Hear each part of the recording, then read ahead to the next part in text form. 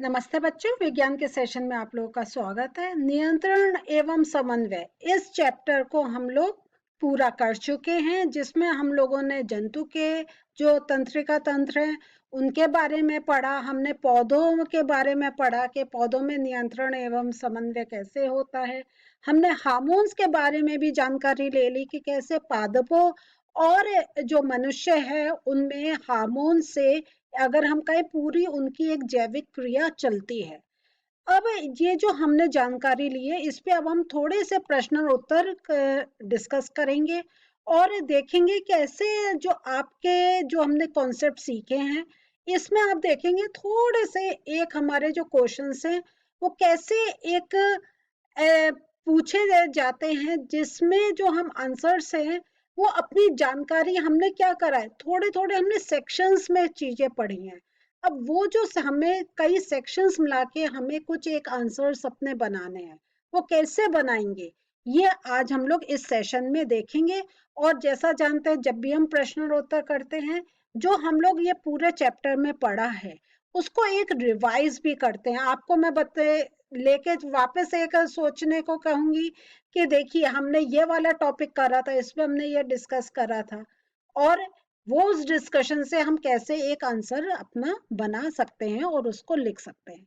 तो चलिए आज का पहला जो प्रश्न है उसको पढ़ते हैं। प्रतिवर्ती क्रिया तथा टहलने के बीच क्या अंतर है? तो जैसा मैंने आपको अभी कहा था कि हमने एक कॉन्सेप्ट सीखा है और दूसरा हमने कुछ और पढ़ा है, उन दो को कैसे हमें मिला के करना है। एक तरफ हम प्रतिवर्ती क्रिया के बारे में पूछ रहे हैं और एक तरफ हम टहलना।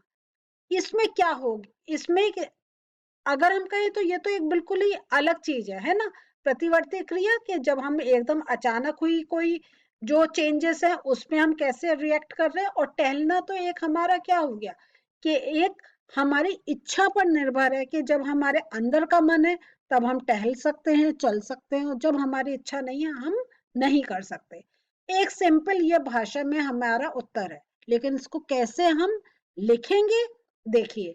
पर्यावरण में किसी घटना की अनुक्रिया के फलस्वरूप अचानक हुई अनैच्छिक क्रिया को प्रतिवर्ती क्रिया कहते हैं। तो ये क्या हो गई, प्रतिवर्ती क्रिया एक अनैच्छिक क्रिया हो गई कि हमारी इच्छा पर डिपेंडेंट नहीं है कि हमें वो क्रिया करनी है, वो एकदम ही हो गई। तो जरा जल्दी से सोचिए प्रतिवर्ती क्रिया कौन सी हुई। हाँ, वो ऐसा कुछ हमारे चारों तरफ ऐसा कुछ एक चेंज होना जिससे हमारा जो शरीर है हमारा उसको कुछ या किसी भी एक अंग को नुकसान हो सकता है, कि पैर में कांटा चुभ जाना, गर्म या बहुत ठंडी चीज पे हमारा शरीर का कोई अंग टच होना।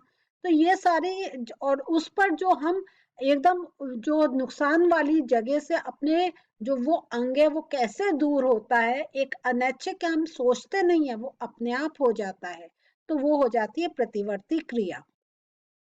और जो टहलना है, जैसा अभी मैंने बोला था ये एक स्वैच्छिक क्रिया है, हमारी इच्छा पे निर्भर करती है कि हम ये क्रिया करें या नहीं करें।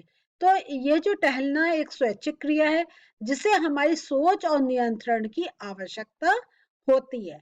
कि हम मान लीजिए टहल रहे हैं और सामने हम देख रहे हैं कोई पेड़ गिरा हुआ है, तो हम अपने को रोक सकते हैं कि तुम आगे नहीं जाओ, पेड़ गिरा है, तुम्हें आगे का रास्ता नहीं मिलेगा।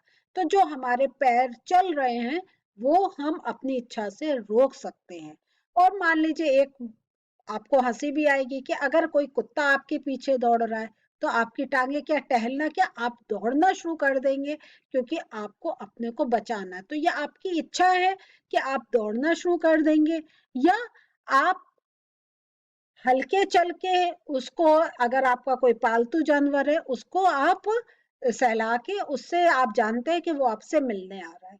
तो कैसे एक जो टहलना है वो कैसे आप उसको तेज भी कर सकते हैं, कम भी कर सकते हैं, या जिस गति से चल रहे हैं आप कर भी वो भी कर सकते हैं। ये सब आपकी अपनी इच्छा पर निर्भर होता है। चलिए दूसरा प्रश्न है, जब रुधिर में एड्रीनलिन स्रावित होती है तो हमारे शरीर में क्या अनुक्रिया होती है? अभी हमने इससे पहले वाले सेशन में यही पढ़ा था। तो एड्रीनलिन ये क्या कंट्रोल करती है? ये हमारा जो एक हार्ट बीट है, ब्लड प्रेशर है, इसको कंट्रोल करती है, हमने पढ़ा था। चलिए अब उसी चीज को हम समझते हैं। मैंने आपसे कहा था ये एक प्रश्न उत्तर में हम इसको और अच्छी तरीके से समझेंगे। तो जो एड्रेनालिन है क्या है? एक हार्मोन है ना? तो ये कहाँ होगा? तो ये हमने यहाँ पे शुरू में बताया कि ये सीधा रुधिर में स्रावित हो जाता है और शरीर के विभिन्न भागों तक पहुंचा दिया जाता है। हृदय सहित ये लक्ष्य अंगों या विशिष्ट ऊतकों पर कार्य करता है।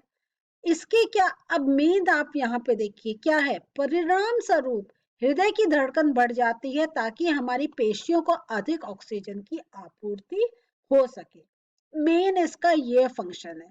जो हमने कहा हार्ट बीट, ब्लड प्रेशर, इसको कंट्रोल करता है कि जब ऐसे कुछ एक हमारे ऐसी कोई एक घटना हमारे सामने होती है जिससे हम क्या कहते हैं, हमें पसीना आना शुरू हो जाता है, हम वो एक हम उस जो एक हमारा संतुलन होता है, दिमागी संतुलन होता है, वो डिस्टर्ब हो जाता है।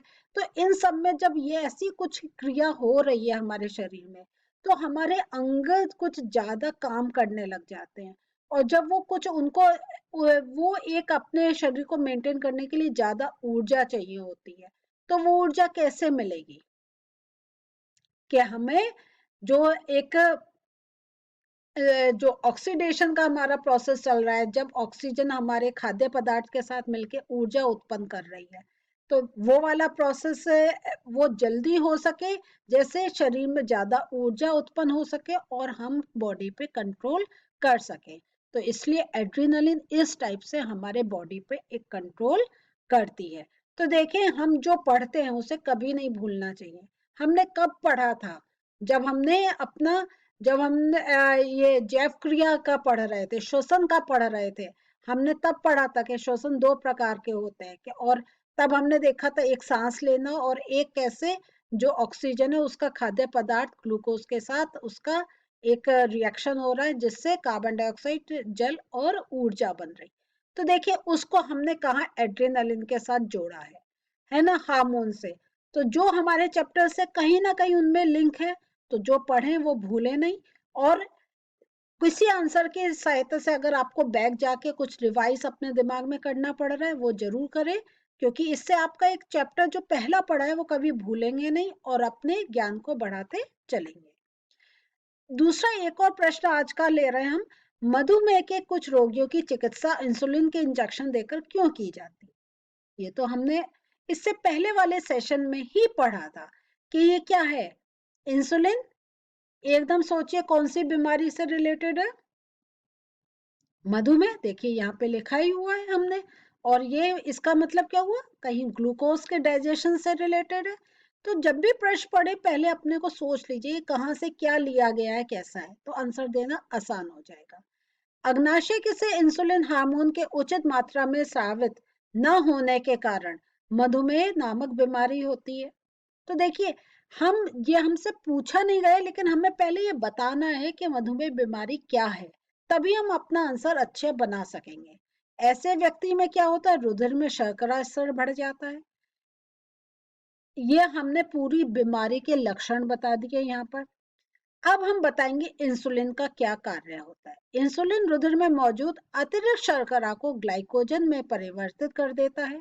इसलिए मधुमेह के कुछ रोगियों की चिकित्सा इंसुलिन के इंजेक्शन देकर की जाती है। तो अतिरिक्त शर्करा को ग्लाइकोजन में चेंज कर देता है। ये मेन थिंग आ गई कि इंसुलिन का असली कार्य क्या होता है। तो ये कुछ चीजें मैंने आपको सेशन में बताई।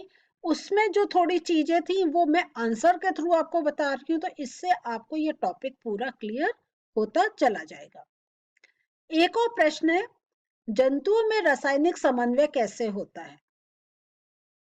तो हमने रासायनिक समन्वय की बात करी थी,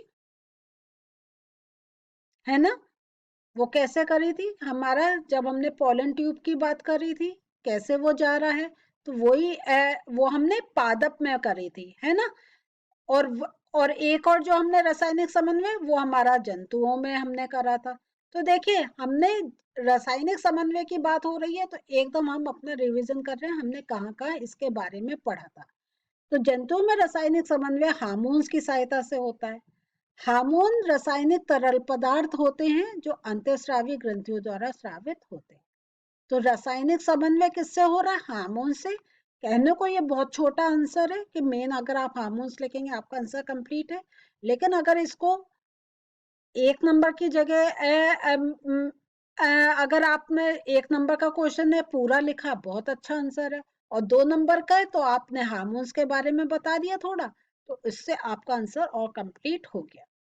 मस्तिष्क का कौन सा भाग शरीर की स्थिति तथा संतुलन का अनुरक्षण करता है? तो यह कौन सा है? पश्च मस्तिष्क में स्थित अनुमस्तिष्क। ठीक है, तो पश्च मस्तिष्क में से अनुमस्तिष्क द्वारा शरीर की स्थिति तथा संतुलन का अनुरक्षण होता है। तो जैसा अभी हमने क्या पढ़ा था जंतुओं में, अब हम वही पादप में देख रहे हैं। पादप में रासायनिक समन्वय कैसे होता है? तो रासायनिक समन्वय के लिए पौधों में उन हार्मोन्स का संश्लेषण होता है जो पौधों में वृद्धि करते हैं। हमने ऑक्सिन पढ़ा था ना, नाम याद आ गया? हाँ, वेरी गुड। तो इन हार्मोन्स से में से अधिकतर जो विभाज्योतक क्षेत्र में संश्लेषित होते हैं, जहां कोशिका विभाजन होती है, सेल डिवीजन का भी हमने पढ़ा था, है ना। तो ये हमने जो ग्रोथ हार्मोन पढ़े थे, हमने ऑक्सिन का पढ़ा था, जिब्रेलिन पढ़ा था, साइटो के का पढ़ा था। तो ये सारे जो हार्मोन्स हैं तो वो क्या है, कैसे वो एक रासायनिक क्रिया में अपना सहयोग देके कोई भी पादप की ग्रोथ में हेल्प करते हैं। तो इन कोशिकाओं में से हार्मोन आसपास की कोशिकाओं में वितरित हो जाते हैं। तो हार्मोन्स कैसे, एक कोशिका से जहां से सिक्रीट हुए तो पास वाली कोशिका में वो पास डाउन हो गए, आसपास की कोशिकाओं में वितरित होने पर उनमें पाए जाने वाले ग्राही अणु उनमें पाए जाने वाले ग्राही अणु उन्हें पहचान लेते हैं और यह सूचना अन्य कोशिकाओं को प्रेषित कर देते हैं। तो जब जिस सेल में वो निकले तो पास वाले सेल में वो पास डाउन होते चले जाते हैं, वो पास वाली कोशिकाओं में पास होते चले जाते हैं, और इस टाइप से उनमें जो पादप में एक रासायनिक समन्वय होता चला जाता है। तो आज हमने थोड़े से प्रश्न उत्तर देखे, और जो हमने कॉन्सेप्ट्स पढ़े थे, हमने हार्मोन्स का देखा था कि कैसे मनुष्य के में हार्मोन्स, इंसुलिन की बात करी थी, और हमने पादप का भी देखा।